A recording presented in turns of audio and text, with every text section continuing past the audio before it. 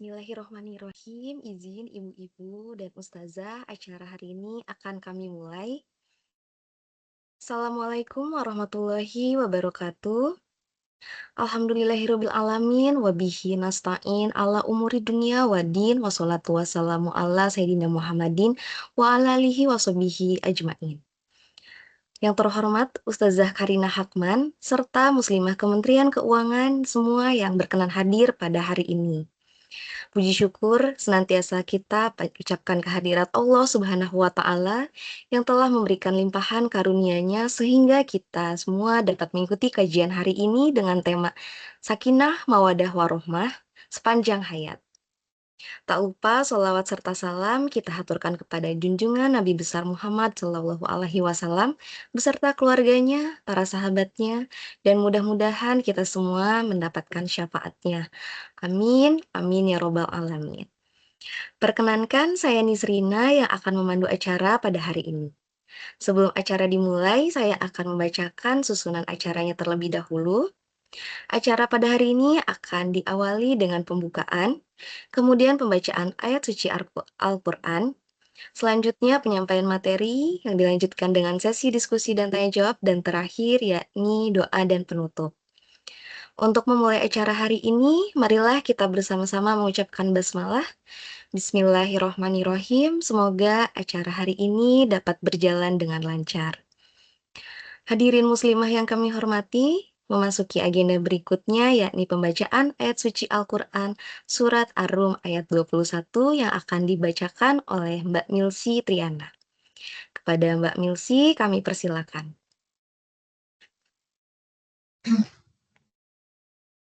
أعوذ بالله من الشيطان الرجيم بسم الله الرحمن الرحيم ومن آياته أن خلق لكم من أنفسكم أزواجا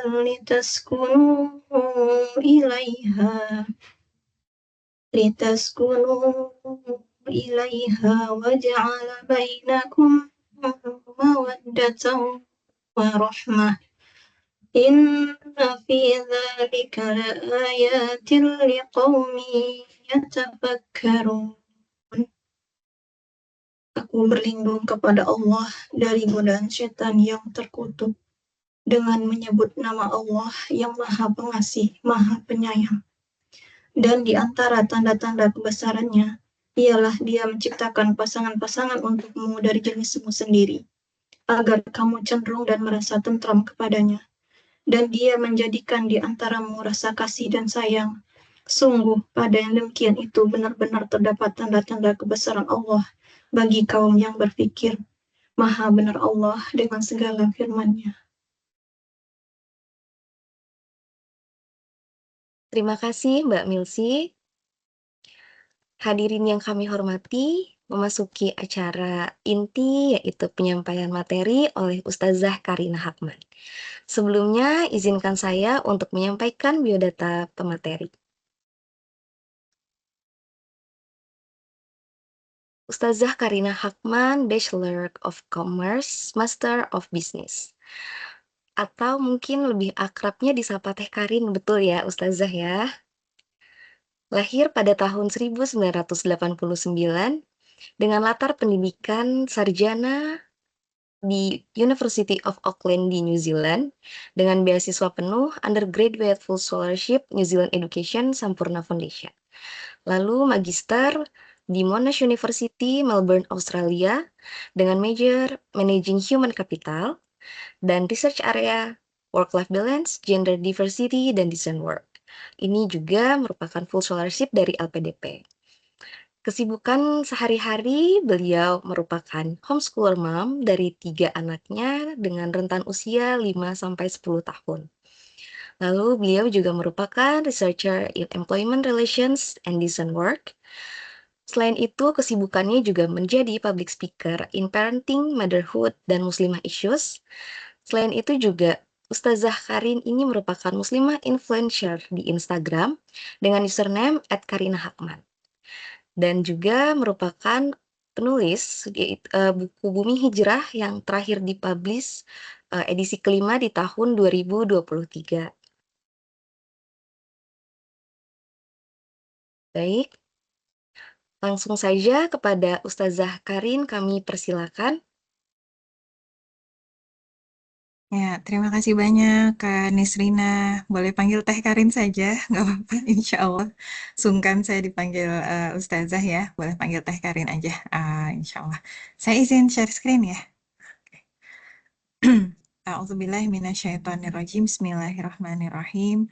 Innal hamdalillahi nahmaduhu wa nasta'inuhu wa nastaghfiruh wa na'udzubillahi min syururi anfusina wa min sayyiati a'malina may yahdihillahu fala mudhillalah wa may yudlilhu fala hadiyalah.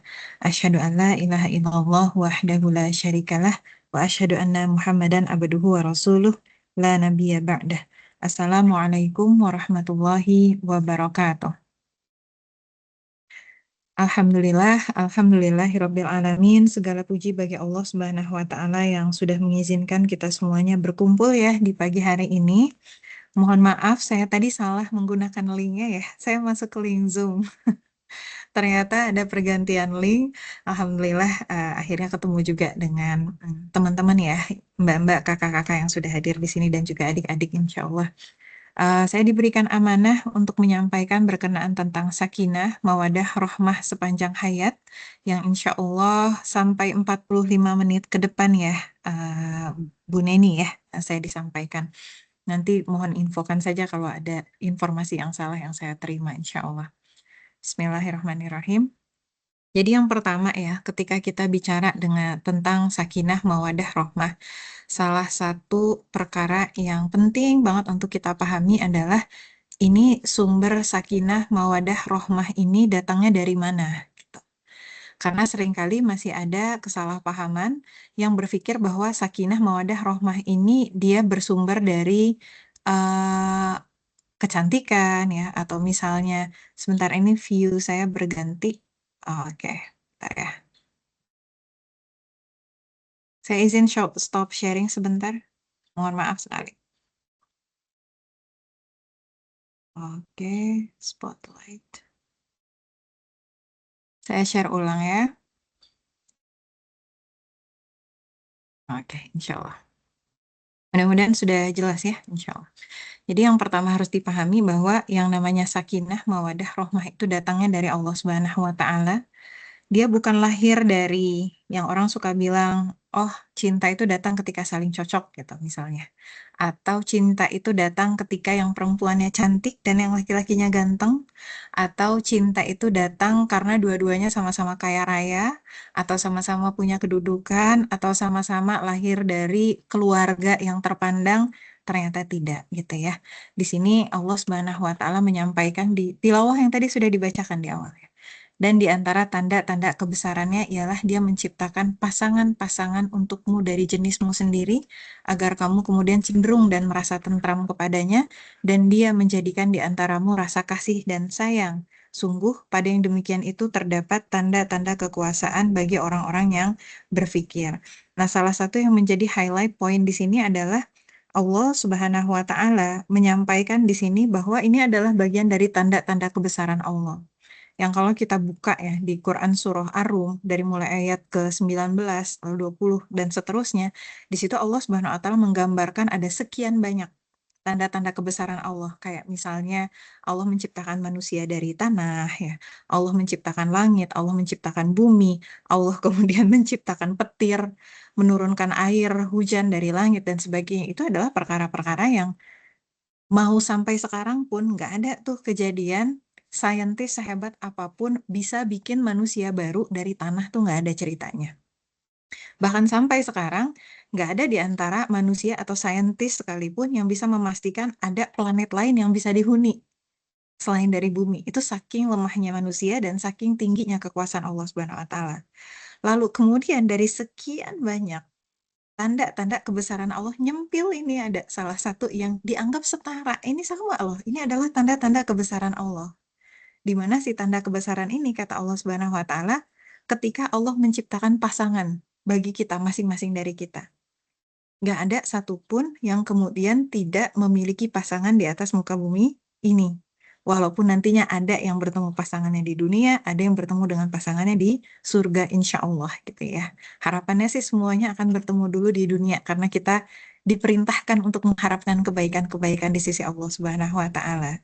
Nah, tapi tanda kebesaran Allah tadi bukan hanya sampai di sana saja gitu. Tetapi Allah Subhanahu wa taala menyampaikan litas kunu ilaiha. Yang ketika Allah sudah memasangkan itu dengan segala kekuasaan Allah Subhanahu wa taala, walaupun latar belakang pendidikannya misalnya nggak sama, atau latar belakang finansialnya, keuangannya ternyata nggak sama, atau kemudian yang satu cantik, yang satu nggak ganteng, yang satunya ganteng, yang satunya nggak ganteng, yang satunya cantik. Secara paras wajah kok kayaknya nggak sekufu gitu. Tapi kalau Allah Subhanahu wa taala sudah menjodohkan keduanya, maka Allah Subhanahu wa taala akan memberikan apa? Tadi sakinah. Ada ketentraman, ada kecenderungan, ada keterikatan satu sama lain. Makanya kemudian ada orang-orang yang misalnya ya kenalan sebelum menikahnya tuh ternyata nggak lama gitu. Tapi begitu pasca menikah ternyata Allah Subhanahu wa taala tumbuhkan sakinah ya, keterpautan satu sama lain yang luar biasa gitu. Tapi sebaliknya ada orang yang misalnya sudah 10 tahun pacaran, tapi memang tidak berjodoh gitu ya.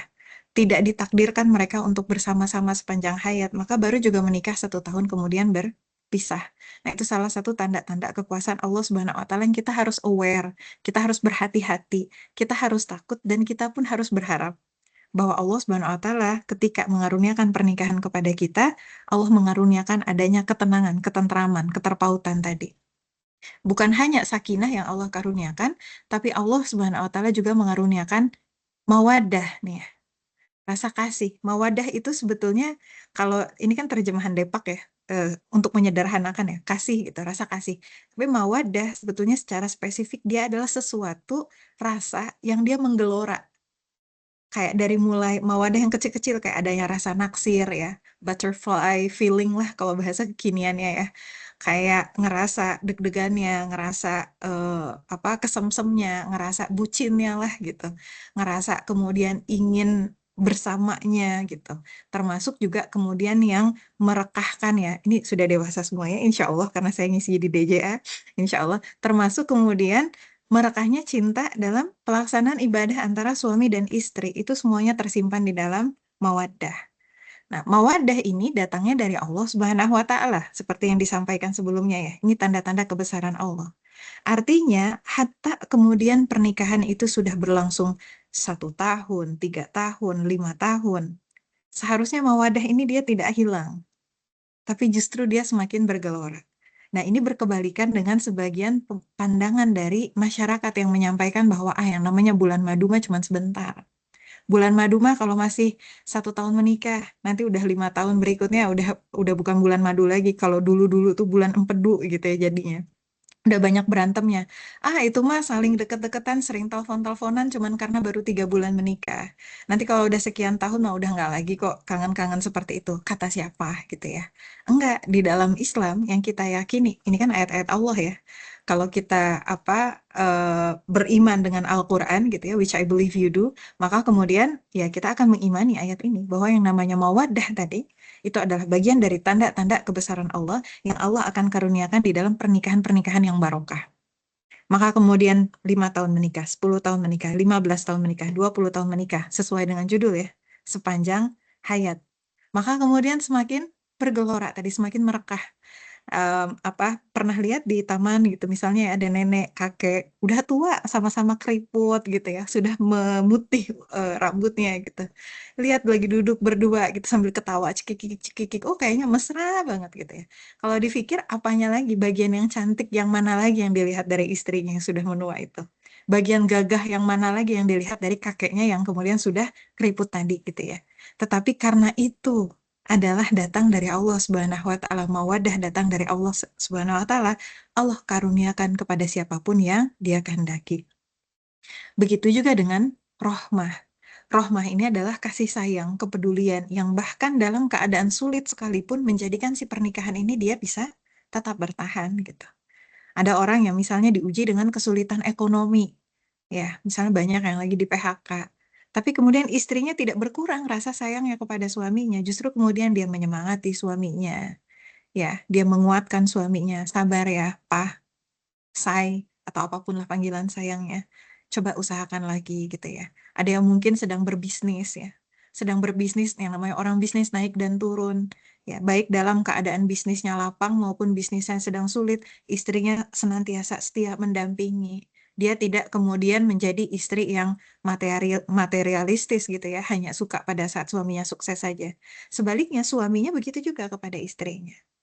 Ya, ketika istrinya sudah selesai melahirkan anak pertama, anak kedua, anak ketiga, mungkin ada perubahan dari tubuhnya, ada perubahan secara kapasitas emosionalnya, karena ini based on science, based on kemudian apa yang disampaikan Rasulullah Shallallahu Alaihi Wasallam juga, bagaimana perempuan ini lembut. Maka Rasulullah SAW memerintahkan para laki-laki untuk berbuat baik kepada istrinya, memperlakukan istrinya secara ihsan, secara yang terbaik, dan itu salah satu kategori manusia terbaik kata Rasulullah SAW adalah yang terbaik kepada keluarganya, kepada istrinya, kepada anak-anaknya.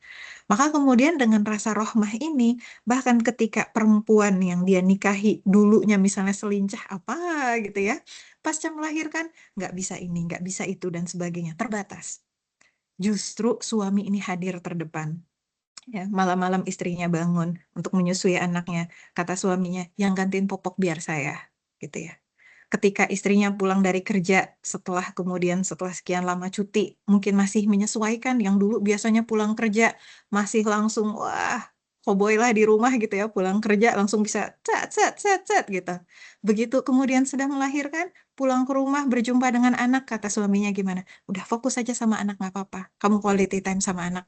Ya urusan-urusan yang lain saya bantu. Maka dari rohmah ini nanti akan muncul rasa ta'awun, saling tolong menolong. Akan muncul rasa takaful, saling menanggung beban. Ada masanya yang sedang kuat ini suaminya, maka suaminya membantu istrinya. Ada saatnya di mana si istrinya yang sedang kuat, maka kemudian istrinya membantu suaminya. Maka keduanya akhirnya menjadi satu tim yang kuat gitu ya, membawa pernikahan ini menjadi pernikahan yang betul-betul tadi sakinah, mawadah, rohmah sepanjang hayat, terlepas dari sepanjang apapun usia pernikahan, sehingga pada akhirnya semakin lama usia pernikahan, dia bukan semakin menjenuhkan, tapi justru semakin merekahkan rasa cinta di dalam masing-masing pasangan. Semakin banyaknya ujian dan tantangan kehidupan, dia tidak meregangkan hubungan antara suami dan istri tadi, tapi justru semakin menguatkan ikatan hati, karena mereka harus bersama-sama gitu ya, berhadapan dengan berbagai ujian sepanjang hayat yang harus dihadapi gitu ya, insya Allah. Kuncinya gimana gitu. Karena kalau misalnya memang fitrahnya pernikahan seperti ini, kenapa atuh teh ada pernikahan yang kemudian akhirnya diisi dengan perselingkuhan ya, akhirnya diisi dengan KDRT ya. Dan kalau sudah KDRT, sudah perselingkuhan itu harus langsung di follow up ya. Jangan dibiarkan saja dengan dalih tawakal dan sabar ya. Oh, saya sabar aja, ini ujian dari Allah. Udah saya diam aja kalau diperlakukan dengan apa menjadi korban KDRT, nggak boleh gitu ya. Atau misalnya saya diselingkuhin berkali-kali, saya sabar aja, nggak boleh. Karena di dalam Islam kita tidak boleh membiarkan diri kita dizolimi. Ya, itu aturannya. Jadi sabarnya harus sesuai dengan koridor. Ada juga yang kemudian tidak ada selingkuh, tidak ada KDRT, tapi pernikahan itu udah kayak api yang membara. Setiap hari itu ada aja yang kemudian dijadikan bahan pertengkaran antara suami dan istri. Nah, ini juga kadang-kadang di masyarakat dinormalisasi gitu, disampaikan, ah, namanya ini mah udah pernikahan 10 tahun, 15 tahun, udah biasa saling marah-marahan. Kata siapa? Enggak. Apakah Rasulullah SAW saling marah-marahan sama Khadijah radhiyallahu anha? Enggak kan ya? Apakah Rasulullah SAW kemudian dengan para istrinya setiap hari kemudian saling marah-marah? Enggak. Beliau justru tidak pernah marah gitu ya. Maka kemudian eh, ada juga pernikahan yang sebaliknya, bukan marah-marah tapi pernikahannya dia dingin. Dingin itu apa? Dia dingin, membeku, hanya tinggal rutinitas yang semu. Rutinitas yang semu. Jadi obrolannya semuanya serba operasional. Mah, hari ini siapa yang jemput kakak? Oh ya udah, kalau gitu papa jemput adek ya. Ini uang belanja gimana gimana ngaturannya? Oh ya, kita bayar untuk rumah nih dan sebagainya. Semuanya serba operasional. Udah nggak ada lagi bumbu-bumbu kemesraan. Udah nggak ada lagi bumbu-bumbu kangen. Udah nggak ada lagi keterpautan. Maka kemudian akhirnya dari pernikahan yang semu ini atau pernikahan yang dengan api membara tadi antara dingin dan panas ya si pernikahan ini mudah sekali akhirnya muncul konflik-konflik yang sebetulnya tidak perlu ya. Akhirnya saling iri hati satu sama lain, tidak mau mendukung satu sama lain, merasa dipersulit satu sama lain, serba menuntut hak dan kewajiban. Ini kan kewajiban kamu, bukan kewajiban saya. Ini kan hak saya. Harusnya saya yang begini, harusnya saya yang begitu. Enak nggak pernikahan seperti itu? Tentunya nggak enak gitu ya. Nah, jadi walaupun fitrahnya seperti ini, ada pernikahan-pernikahan yang seperti itu. Kenapa ada? Karena tidak dijalankan sesuai dengan Quran dan Sunnah. Maka kalau kita mau mendapatkan pernikahan yang sudah dijanjikan oleh Allah Subhanahu wa Ta'ala, memang harus ada ikhtiarnya, harus ada usahanya gitu ya. Ibaratnya gini deh, rezeki itu datang dari Allah. Tapi kalau kita tidak bergerak, ya rezeki itu juga nggak datang gitu. Rezeki itu harus dijemput. Ya harus ada usahanya. Ibaratnya ada piring berisi makanan di hadapan kita saja, kalau nggak disuapin ya makanan itu nggak akan masuk. Begitu juga dengan rezeki pernikahan. Sakinah, mawadah, rohmah adalah bagian dari janji Allah Subhanahu wa Ta'ala. Tapi kalau nggak kita jemput, tidak diusahakan, ya tidak dioptimalkan ya segala usaha-usaha tadi, ya tidak akan sampai juga, tidak akan didapatkan juga. Nah, usahanya apa saja? Yang pertama adalah meluruskan niat. Ini bagian yang paling penting dan di mana-mana akan saya ulang-ulang kembali. Kita harus meniatkan yang namanya menikah itu karena Allah Subhanahu wa Ta'ala. Walaupun kita cinta sama pasangan kita, tapi cintanya disambungkan kepada Allah Subhanahu wa Ta'ala. Bahwa membangun pernikahan ini semata-mata karena ibadah di sisi Allah dan untuk mencari keridhaan Allah Subhanahu wa Ta'ala gitu ya. Jadi amal itu kan tergantung pada niatnya kata Rasulullah SAW. Kalau kita menikah karena Allah, maka Allah akan mengaruniakan keberkahan dalam pernikahan kita, pertolongan dalam pernikahan kita, pahala dalam pernikahan kita. Dan kita hidup ini kan memang kata Allah Subhanahu wa Ta'ala hanya diperintah menyembah Allah dengan ikhlas menaatinya.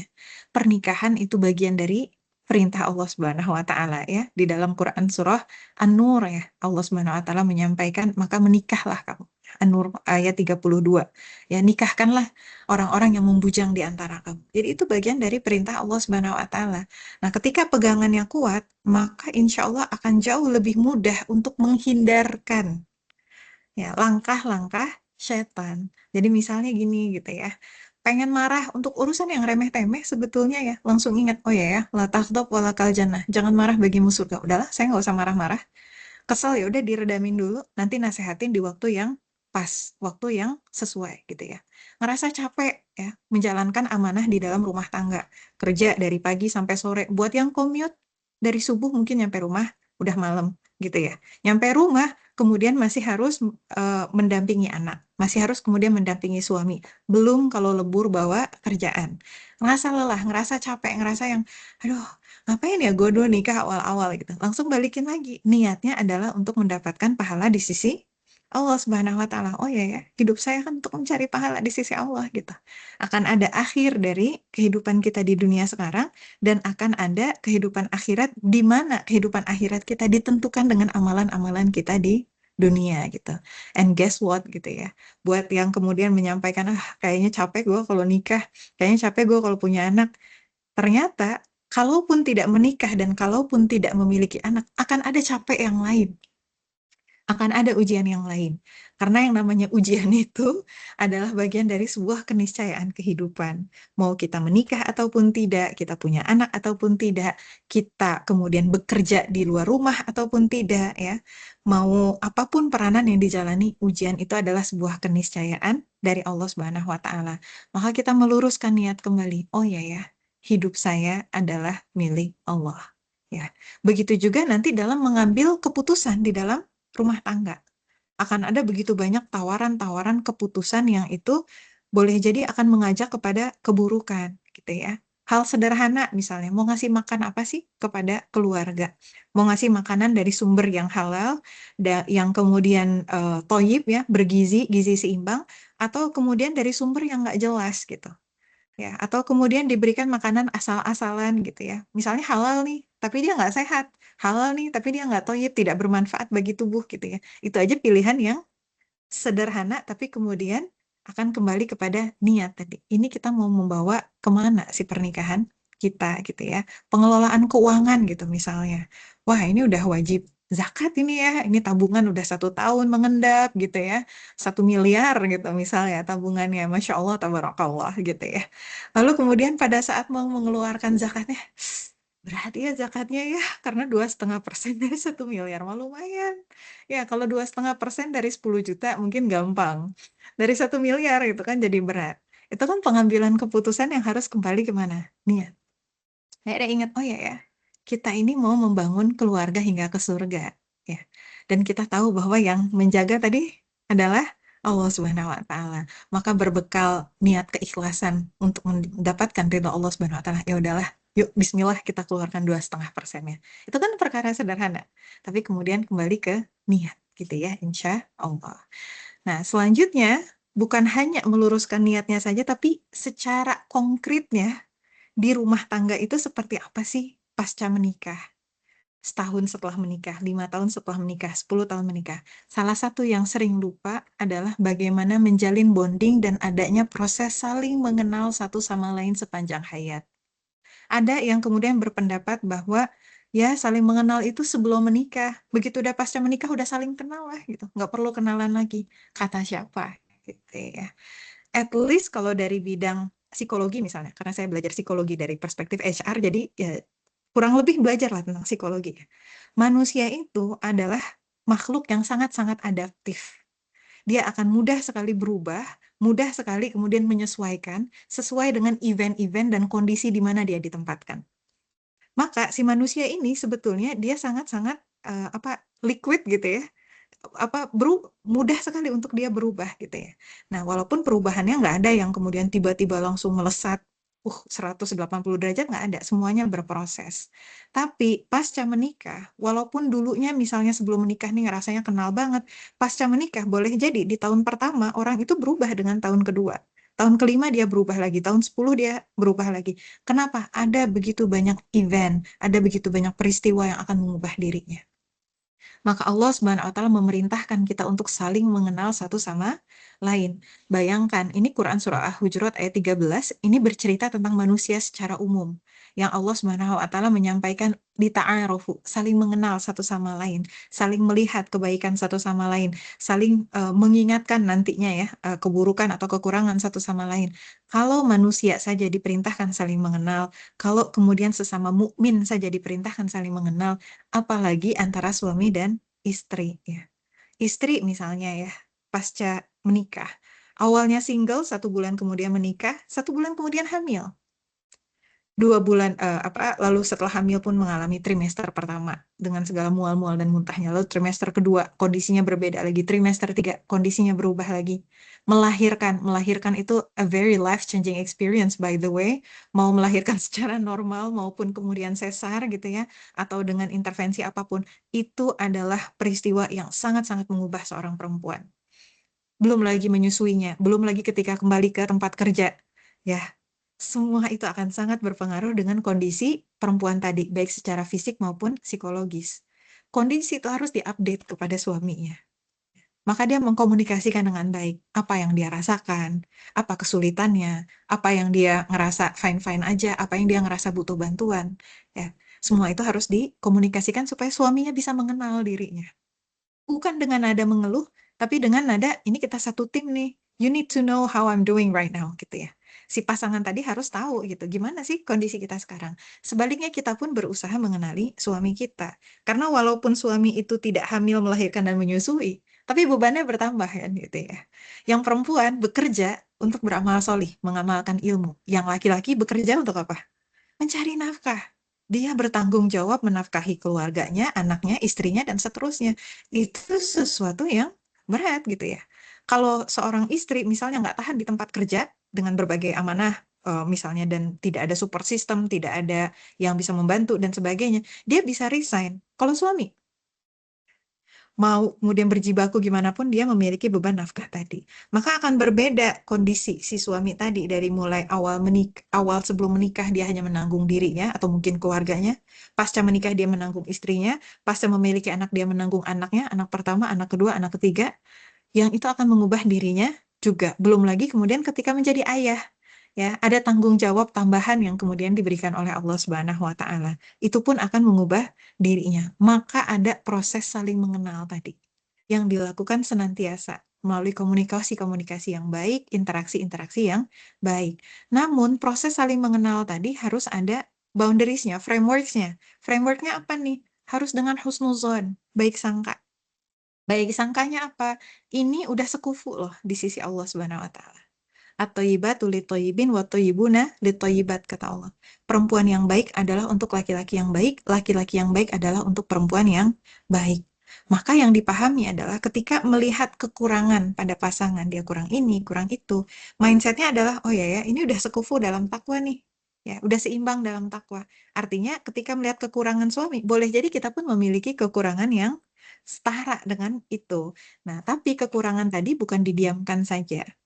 Pertama, ya, kekurangan itu harus ditutupi. Ini dalilnya ya, Quran Surah Al-Baqarah 187.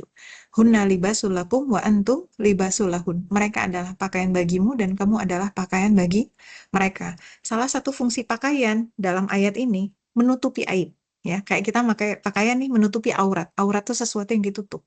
Maka ketika dalam proses saling mengenal tadi kelihatan kekurangannya, ya, kelihatan keterbatasannya, hal-hal yang mungkin kita agak-agak kurang berkenan dan sebagainya. Yang pertama kita tutupi dulu aibnya. Ini aib ya, bukan kezoliman. Kalau KDRT itu kezoliman, ya, perselingkuhan itu kezoliman. Itu jangan ditutupi, harus dilapor, di follow up gitu ya. Jangan dikeluarkan dari konteksnya. Ini konteksnya adalah kekurangan yang biasa lah gitu ya. Misalnya, suaminya ngorok, suaminya nggak mau bangun tahajud, suaminya gimana lah gitu ya. Jadi aib-aib seperti itu ditutupi dulu. Tapi fungsi pakaian juga adalah memperindah. Yang awalnya tadi dia punya kekurangan apa, difikirkan ya, gimana caranya agar kekurangan ini bisa dihindari atau bahkan dihilangkan sama sekali. Dari sekian banyak kekurangan ini, mana yang paling urgen untuk kita address? Karena misalnya banyak nih kekurangannya gitu ya. Dipilih dulu, nggak bisa semuanya kan. Yang namanya mengubah manusia ya tidak semudah kita mengubah robot lah begitu ya. Nah, jadi harus dipilih dulu mana nih yang paling urgen. Nah, untuk melihat urgensinya dikembalikan dengan mana yang wajib, mana yang sunnah, mana yang mubah, mana yang kemudian dampaknya paling signifikan. Jadi kalau misalnya ada seorang suami yang dia ibadahnya masih nggak baik ya, misalnya gitu ya. Waalaikumsalam warahmatullahi wabarakatuh. Ibadahnya masih kurang baik, dipilih dulu gitu. Lihat dulu satu persatu, yang wajibnya udah beres belum? Jadi kalau misalnya sholat 5 waktunya saja belum beres, nanti dulu ngurusin kamu harus ngaji setiap hari, kamu harus tahajud setiap hari. Nanti dulu, sholatnya dulu yang kemudian dibenahi gitu ya. Ada suami yang, punten sebentar ya, saya kasih tahu ke anak-anak baru pulang. Ya, jadi selanjutnya adalah, ini isi dulu sebentar.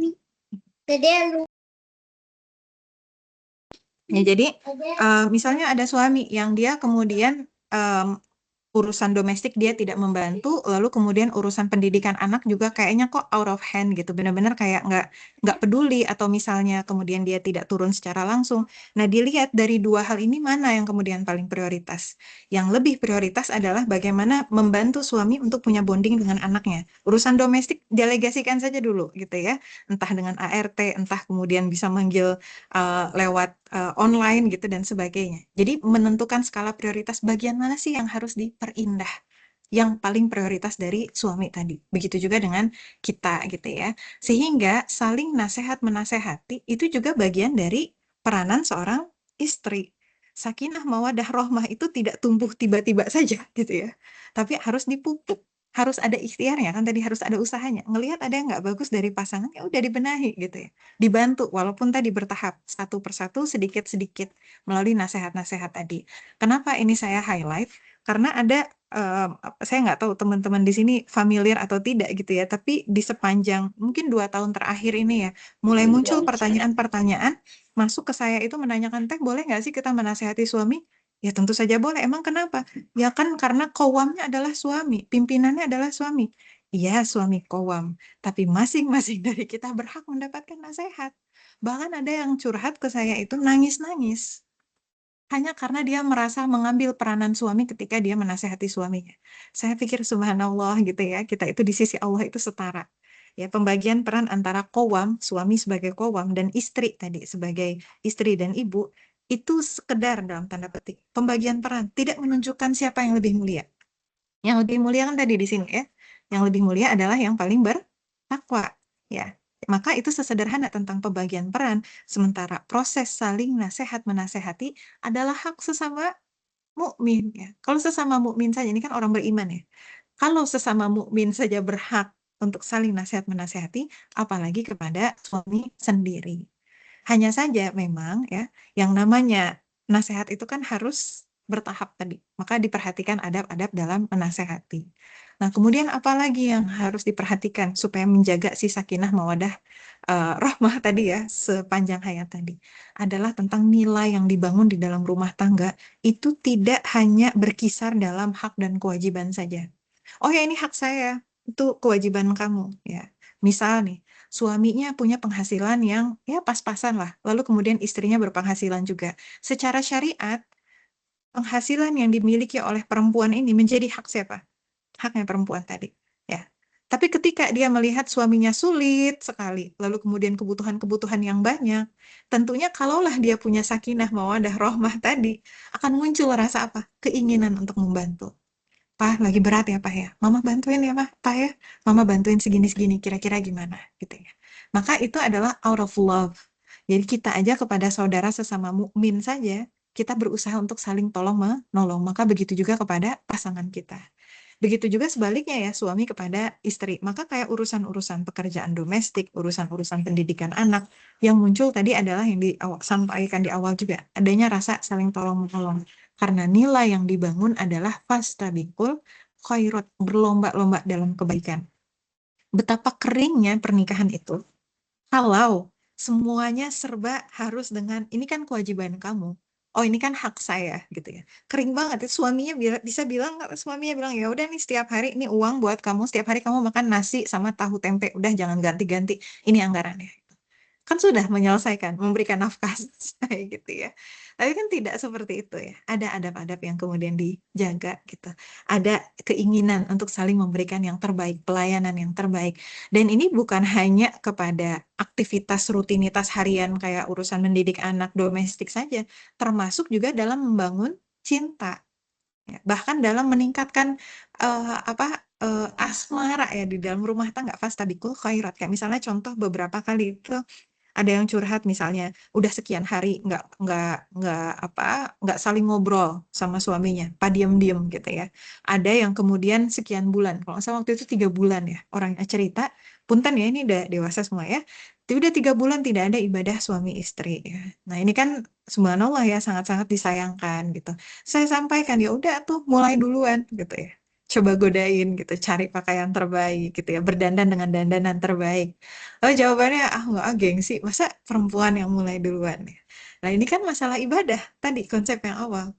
Ya, pernikahan itu isinya adalah ibadah. Termasuk ibadah suami istri tadi juga adalah ibadah. Sehingga siapapun yang kemudian memulainya itu bagian dari fastabiqul khairat juga. Untuk memecah kebekuan di dalam rumah tangga tadi. Ya, mulai duluan ya dengan niatan semata-mata karena Allah Subhanahu wa taala. Analoginya yang namanya memperbaiki hubungan antara suami istri itu kan jalan menuju surga, ya. Emangnya ada gitu orang kemudian gengsi masa kemudian saya masuk surga duluan tuh sok kamu aja duluan masuk surga kan nggak seperti itu kan gitu ya. Maka begitu juga tadi gitu udah tahu ini hubungan antara suami dan istrinya beku, ayo dong dimulai gitu dipecahkan kebekuannya, fastabiqul khairat, berlomba-lomba dalam kebaikan. Yang tadi sudah sekian hari diem-dieman, gengsi kalau aku yang minta maaf duluan. Ini bukan siapa yang minta maaf duluan, siapa yang mau masuk surga duluan. Siapa yang kemudian mau mengambil pahala kebaikan itu duluan di sisi Allah Subhanahu wa taala, harus ada yang memulainya gitu ya. Dan pasangan itu dimaafkan bukan karena kemudian dia layak dalam tanda petik karena dia udah minta maaf dan sebagainya, bukan semata-mata karena Allah Subhanahu wa taala, semata-mata karena taat, semata-mata karena kemudian ingin menjaga pernikahan ini tetap sakinah mawadah rohmah. Nanti udah selesai saling maaf memaafkan, baru kan nasihatnya bisa menyusul sehingga kekurangan-kekurangan atau kesalahan-kesalahan tadi bisa diperbaiki gitu insya Allah. Mau bisa seperti itu, tentunya harus ada prolognya ya. Komunikasi yang dibangun harus bagus, interaksi yang dibangun juga harus bagus. Salah satunya di dalam Al-Quran Allah SWT menasehati kita untuk berlemah lembut. Jadi di Quran Surah Ali Imran ayat 159 Allah SWT menyampaikan yang artinya, maka berkat rahmat Allah engkau Muhammad berlaku lemah lembut terhadap mereka, sekiranya engkau bersikap keras dan berhati kasar, tentulah mereka menjauhkan diri dari sekitarmu. Jadi lemah lembut itu bukan lahir dari norma saja, ya, tetapi itu lahir dari sebuah ketaatan kepada Allah Subhanahu wa taala. Allah menyampaikan, kalau kita keras, kalau kita kasar, orang tuh cenderung menjauh. Kalau orang luaran saja cenderung menjauh karena dikerasin, dikasarin, apalagi kemudian kalau suami sendiri gitu ya. Suami sendiri yang setiap hari ketemu, anak-anak sendiri yang setiap hari ketemu gitu ya. Kalau keras, kalau kasar, ya orang juga nggak akan mau deket-deket gitu. Maka kemudian pola interaksi yang dibangun dan pola komunikasi yang dibangun adalah komunikasi yang lemah lembut. Dengan bahasa yang lemah lembut. Tapi teh, aku tuh dari keluarga yang dari dulu ngomongnya keras. Aku tuh dari keluarga yang dari dulu ngomongnya tuh bentak-bentak. Ya udah, nggak usah ikutin apa yang dulu diajarkan, ikuti sunnah Rasulullah SAW, ikuti perintah Allah Subhanahu Wa Taala. Sederhananya gitu ya. Kita mau ngikutin budaya dulu gitu yang diajarin di rumah atau ngikutin perintah Allah gitu. Kalau tadi yang ingin dibangun adalah sakinah, mawadah, rohmah yang tadi di awal, maka tentunya kita akan berusaha untuk mengikuti perintah Allah, berlaku lemah lembut. Udah jelas ya hadisnya. La taghdab walakal jannah. Jangan marah, bagimu surga. Nasihati dengan baik, komunikasikan dengan baik. Dalam berkomunikasi pun sesuaikan dengan gaya komunikasinya Rasulullah SAW. Ya, beliau kalau berbicara tuh menghadap seluruh badan, jadi nggak disambi. Misalnya, oh ya gitu ya, sambil lihat handphone aja terus akhirnya dua manusia ini, suami dan istri dalam berkomunikasi sama-sama pegang handphone aja terus gitu ya, tidak connect ya, nggak terbangun satu sama lain ikatan hatinya gitu. Lalu kemudian Rasulullah SAW gimana lagi? Beliau kalau yang satu sedang berbicara didengarkan sampai selesai. Beliau tidak memotong pembicaraan. Ini kan sebagian dari sekian banyak sunnah-sunnah Rasulullah SAW dalam membangun komunikasi yang baik. Bukan hanya komunikasi saja, tapi juga ekspresi cinta. Rasulullah SAW mengajarkan kepada kita, kalau kita cinta dengan saudara kita, maka hendaknya kita memberitahu dia. Kalau dengan saudara sesama mukmin saja kita menyampaikan, misalnya nih punya teman di kantor yang deket banget gitu ya, kita sampaikan, oh hibbuki fillah, aku mencintaimu karena Allah gitu ya. Itu kan perintah Rasulullah SAW ya, bukan kata saya. Maka apalagi sama suami sendiri gitu ya. Kapan terakhir kali bilang sayang, kapan terakhir kali bilang cinta, kapan terakhir kali bilang kangen gitu ya. Dan terlepas dengan apapun lah, kalau bahasa kekiniannya kan orang suka bilang, ih tapi love language aku bukan dengan verbal. Ya, terserah mau ngikutin love language atau mau ngikutin sunnah Rasul gitu. Nah, sunnah Rasulullah SAW dalam mengekspresikan cinta itu sangat-sangat komprehensif.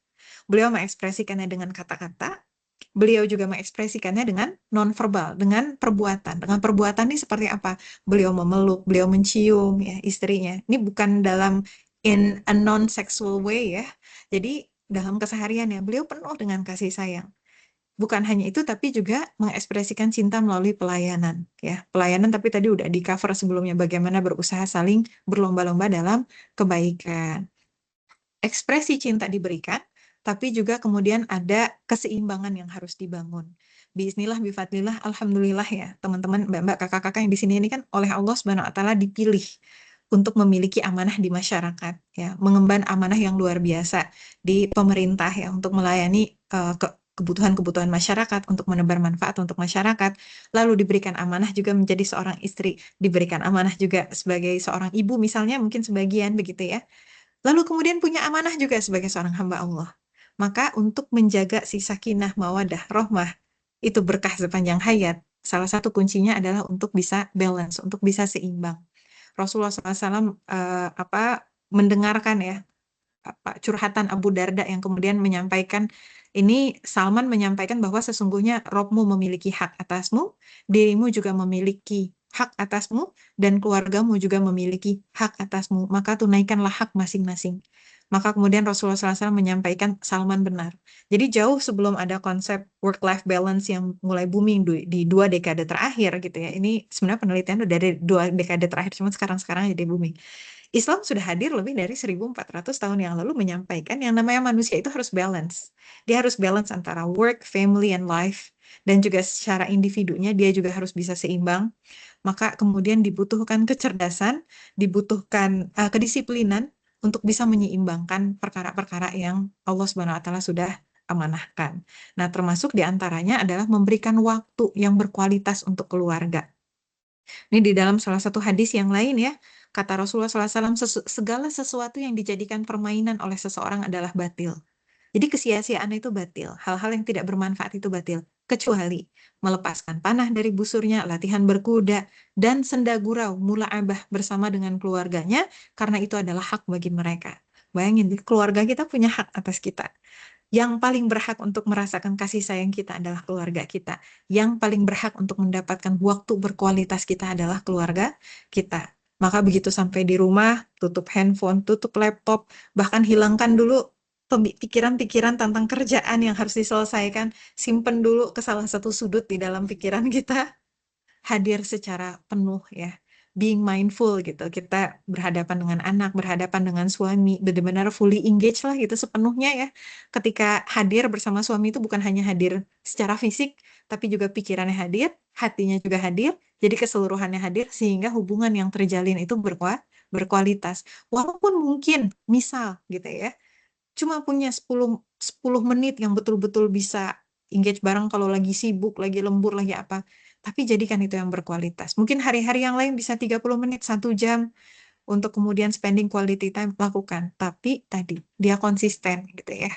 Insya Allah. Semua yang tadi akan menjadi utuh atau akan bisa membangkitkan sakinah mawaddah rahmah kalau perkara-perkara yang intinya pun terjaga.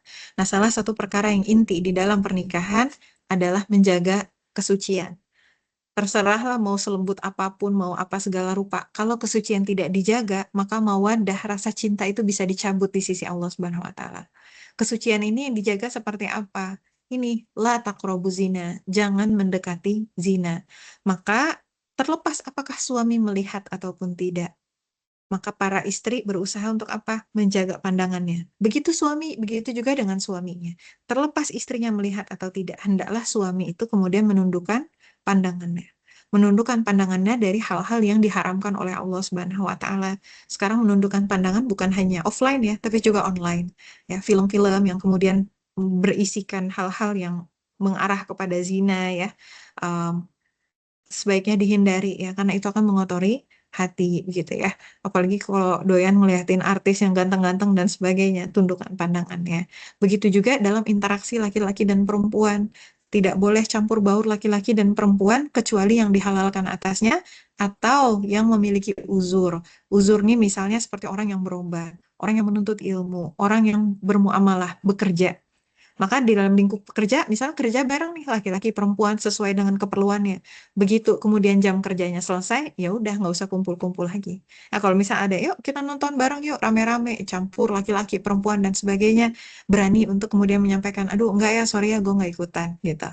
Ya kenapa? Karena udah nggak ada tadi uzur campur baur laki-laki perempuan. Bercampur baur laki-laki perempuan tanpa alasan syar'i saja tidak boleh, apalagi kalau duaan. Berapa banyak perselingkuhan itu terjadi sesama rekan kerja? Berapa banyak perselingkuhan terjadi antara suami orang dengan istri orang? Dan berapa banyak yang cerita ke saya awalnya nggak ada apa-apa. Karena saya ngerasa kan dia udah nikah, teh saya juga udah nikah. Ternyata akhirnya jadi kan. Dan ini adalah testimoni dari orang yang berselingkuh gitu ya. Ngerasa bahwa ya fine-fine aja. Makanya kemudian harus berhati-hati, jangan bermain api. Kalau Allah Subhanahu wa taala bilang jangan, udah jangan gitu ya gitu ya. Jadi menjaga kesucian.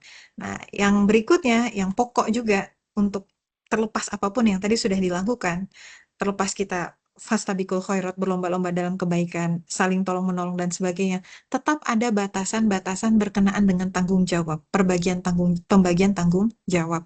Ini salah satu hadis sahih ya. Setiap orang adalah pimpinan dan akan dimintai pertanggungjawaban atas kepemimpinannya. Seorang kepala negara adalah pemimpin atas rakyatnya dan akan dimintai pertanggungjawaban perihal rakyat yang dipimpinnya. Seorang suami adalah pemimpin atas anggota keluarganya dan akan ditanya perihal keluarga yang dipimpinnya. Seorang istri adalah pemimpin atas rumah tangga dan anak-anaknya dan akan ditanya perihal tanggung jawabnya. Jadi ada pembagian tanggung jawab yang jelas di dalam Islam.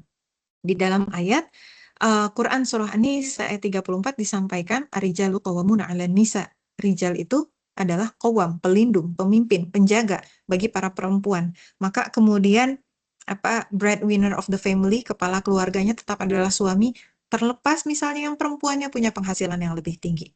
Terlepas kemudian misalnya karakter suaminya cenderungnya memang pendiam gitu ya, tidak banyak berbicara atau misalnya ini itu dan sebagainya dengan perbedaan karakter. Tetap tanggung jawab qawwam adalah seorang suami. Apalagi dengan berbagai isu masuk ya pemikiran-pemikiran global gitu ya. Waktu itu sempat ada yang bertanya, boleh nggak kalau seorang suami menjadi suami rumah tangga? Jadi ayah rumah tangga dan istrinya yang full mencari nafkah. Nggak boleh. Di dalam Islam yang bertanggung jawab mencari nafkah adalah suaminya.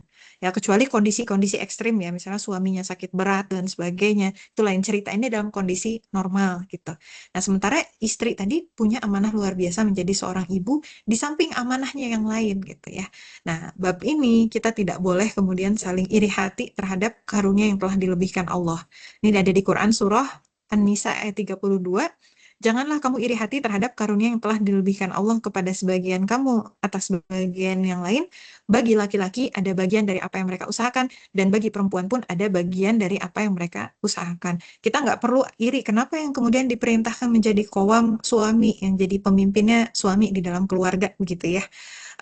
Sebagaimana pula yang suami gitu ya tidak boleh iri. Kenapa ini yang dipilih menjadi seorang ibu yang melahirkannya adalah para perempuan sehingga surga ada di telapak kaki ibu tadi, anaknya harus lebih mengutamakan ibunya dibandingkan ayahnya gitu ya. Jadi tidak saling iri satu sama lain karena walaupun adanya perbedaan peran, yang terbaik tetaplah adalah yang paling bertakwa. Ini waktu saya tinggal 2,5 menit lagi karena saya pakai timer ya. Insya Allah. Untuk membangunkan sakinah mawadah rohmah tadi, jalannya juga tidak mulus gitu. Akan ada ujian-ujiannya, seperti yang tadi disampaikan di awal gitu ya.